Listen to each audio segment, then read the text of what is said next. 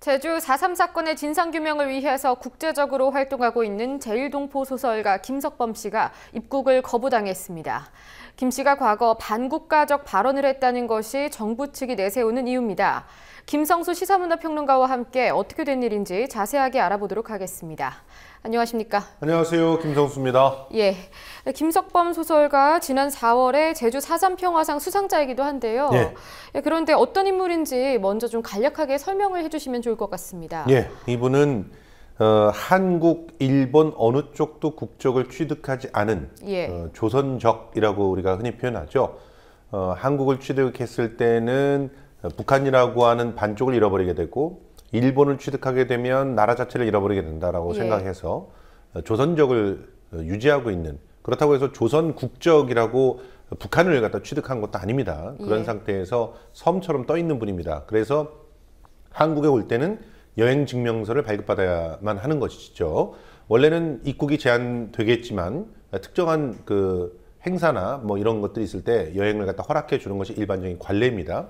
이분은 1957년에 까마귀의 죽음이라고 하는 소설을 발표를 했는데요. 이 작품은 전 세계적으로 최초로 4.3을 소설로 다룬 작품입니다. 그래서 이 작품을 통해서 일본 사회에 4.3 사건이 있었다는 것을 알렸고요. 그리고 그 이후에는 그 화산도라고 하는 작품, 이 작품은 76년도부터 일본의 문해 춘추의 연재를 시작해가지고 97년에 탈고할 때까지 무려 20여 년간 원고지 3만여 매 이르는 대하소설로 화산도는 제주도를 얘기하는 거죠. 4.3을 둘러싸고 일어난 파란만장한 그런 제주도민들의 아픔과 상처들을 고스란히 기록한 소설인데요. 이 소설로 일본 내에서도 아주 탁월한 그런 성취를 인정받았고 전 세계적으로도 이 화산도에 대한 가치를 인정받고 있는 상황이고요. 일본에서 아사히 신문이 주는 오사라 기지로상 84년도에 수상을 하셨고 그리고 마이니치 예술상도 98년에 수상을 한 그러니까 제1교포 작가 중에 가장 대표적인 작가 중에 한 분이시고요. 평생을 4.3과 관련해서 제1동포 사회에서 평화, 인권, 생명운동을 주도해온 분입니다. 이렇게 비유를 하면 좀 이해하기 쉬우실 것 같은데요. 얼마 전에 노벨상을 받은 분이 있었잖아요. 알렉세이비치. 이분 한국의 알렉세이비치다라고 기억하셔도 될 것 같습니다. 특히 이분은 4.3에 대해서 집중적으로 기록을 해놓은. 근데 한국에서 살지 않으셨기 때문에 제1교포로 있으실 뿐이지 한국의 4.3에 대해서 꾸준히 문학으로 알려온 한국의 알렉세이비치 같은 분이다, 이렇게 생각하시면 되겠습니다. 예, 지금 말씀하신 걸 들어보면 문학적으로도 상당히 인정을 받았고 국제적인 활동도 상당히 활발하게 하고 계신 것 같은데, 그런데 정부가 입국을 거부한 이유는 뭡니까? 정부는요, 이 외교부 당국자가 한 말을 보면 한국 대사관을 방문해서 여행증명서 발급 요청을 했는데 이분이 이전에 반국가 발언 등을 해서 문제가 되었다.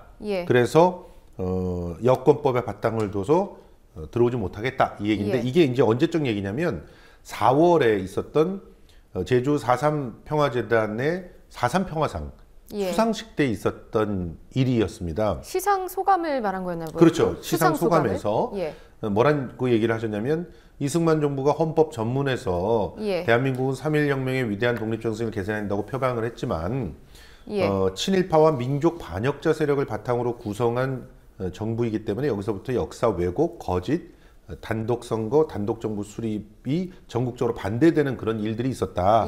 그렇기 때문에 그 동일선상에서 4.3이라고 하는 일이 벌어졌기 때문에 그 부분에 대해서 인지를 해야 된다라는 그런 발언을 하셨거든요.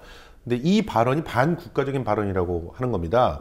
그런데 이 내용은 사실이거든요. 역사적인 팩트입니다. 이승만 정부에 대한 문제는 역사적으로도 우리나라 교과서에도 지적이 되어 있는 부분이고. 그렇습니다. 교과서에도 실려 있는 내용이잖아요.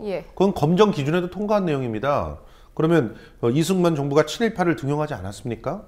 민족 반역 세력들을 갖다 받아들여서 단독 정부를 수립했지 않습니까? 그리고 그런 단독 정부를 반대하는 전국적인 운동이 있었던 것도 사실이지 않습니까? 그런데 이런 얘기를 했다고 해서 반국가적이라고 하는 얘기를 할 수 있는 것인지, 왜냐하면 이 얘기를 한 것을 가지고 하태경 그 새누리당 국회의원이 강력하게 문제 제기를 했었죠. 그래서 그 문제 제기가 언론상의 회자가 되기도 했었고, 보도자료를 냈던 걸로 기억하는데요. 그렇습니다. 그래서 그 보도자료 때문에 사실은 4.3 평화상 어떻게 선정했는지 감사를 해야 된다. 그래서 철저하게 감사를 해봤는데 아무 문제 없다고 밝혀졌지 않습니까? 이건 뭐 어떤 거랑 비유하냐면 알렉세이비치라고 하는 소설가도요, 자기 나라에서 쫓겨났었어요. 그 당시의 이유는 뭐였습니까? 그 당시 비슷한 이유였습니다. 아프가니스탄 사태에 대해서 지적을 하고, 그리고 독재자인 그 루카센코 대통령에 대해서 비판을 했죠. 근데 작가가 작가적인 영혼과 양심으로 비판을 못합니까? 표현의 자유라고 하는 건 도대체 뭡니까? 자유민주주의 국가에서 가장 기본으로 얘기하고 있는 게 표현의 자유예요. 그거를 내쫓는 건 독재자죠. 루카센코는 독재자였습니다. 그래서 지금 유럽 마지막 독재자라고 일컬어지고 있죠. 영광스럽게도 그 독재자한테 탄압을 받아서 노벨문학상 작가 후보에 올라와서 67살의 여류 작가가 이번에 14번째로 노벨문학상을 수상했잖아요. 근데 우리나라는 이런 작가들을 입국이 안 되게 하고 있죠. 이 도대체 이 자유민주주의 국가라고 하는 것인지 참 의심스러운 그런 일들이 이렇게 벌어지고 있는 것입니다.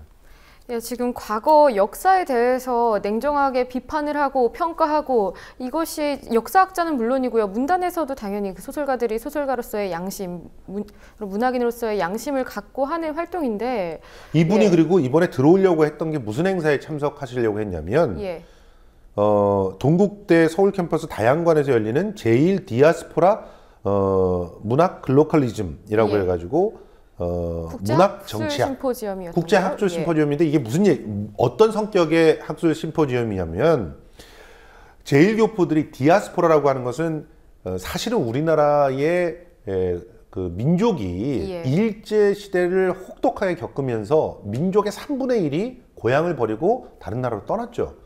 이게 유대 민족의 디아스포라랑 비유가 된다는 것입니다. 유대 민족도 나라를 잃고 뿔뿔이 흩어졌죠.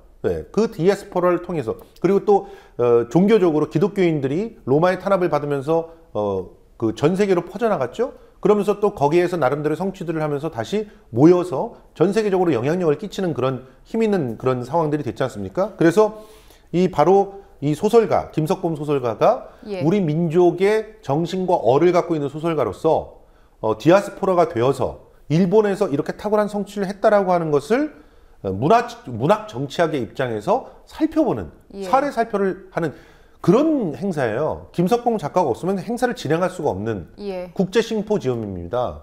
근데 여기에 들어오려고 하는 분을 못 들어오게 했다는 건 이 행사 자체를 탄압한 거랑 동일한 거예요.